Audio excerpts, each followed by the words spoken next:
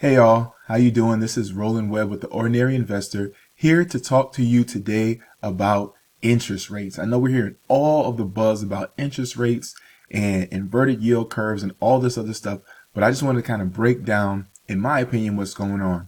For those of you who don't know me, my name is Roland Webb, and I am the founder of the Ordinary Investor, where we help ordinary people create extraordinary wealth just through planning and education and finance and personal finance.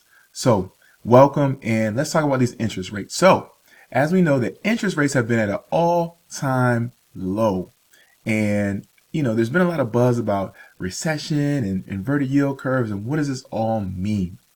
Well, the financial economist buzz means one thing, but let's just examine what it means for us. So in terms of a practical standpoint, what does it mean for our direct bank accounts and our daily lives? What that means is this: in our bank accounts, our rates of return are actually going to go down. So when the interest rate lowers, money market account percentages go down, CD rates go down, everything goes down in terms of what the bank can offer you. Now, what also goes down, the flip side, is mortgage interest rates. So what does that mean? If you own a home or you have real estate assets, you may be able to refinance to get a lower rate, which ultimately will lower your payment. Now, I'm not telling you to do this. I'm just saying you might want to look at the numbers. I'm looking at the numbers to make sure it makes sense. However, with the economy doing what it's doing, there are speculations that rates are going to continue or may possibly continue to go down. Now, why is the speculation here? Well, if you look across the world, some places already have negative interest rates, which is crazy, which means people are literally paying to have money in a bank account, or the banks are paying people to, have debt like a mortgage. It's kind of weird. Now, there are looming ideas that a recession is teetering. And normally when a recession happens, there's some kind of sign or indication that's not very obvious. So if you're paying attention to the economy, this definitely could be a sign that a recession is coming. I don't know.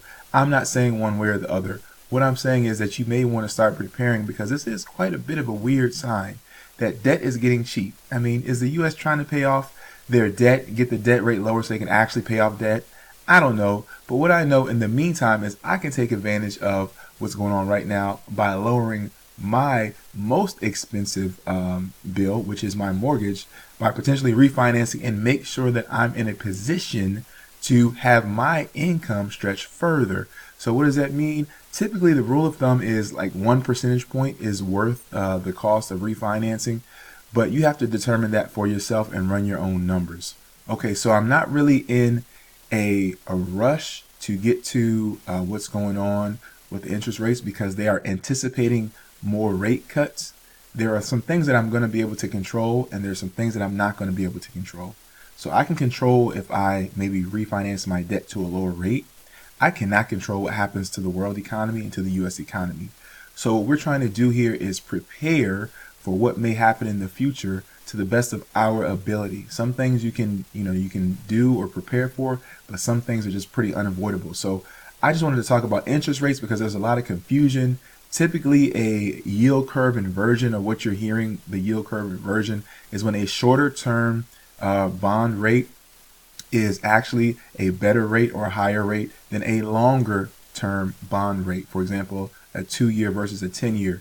So what does an inverted yield curve mean? From my understanding, it means that shorter term money is actually getting a greater return than longer term money, which is out of whack. Normally, the time is what enables the longer term bonds to be at a higher rate. So when that goes out of whack, there's concern that something isn't right in the economy, and which is why you hear the all the talk about recession. And that is what an inverted yield curve is on a basic level. If that's what my understanding is on a basic level, if you were curious about what that was.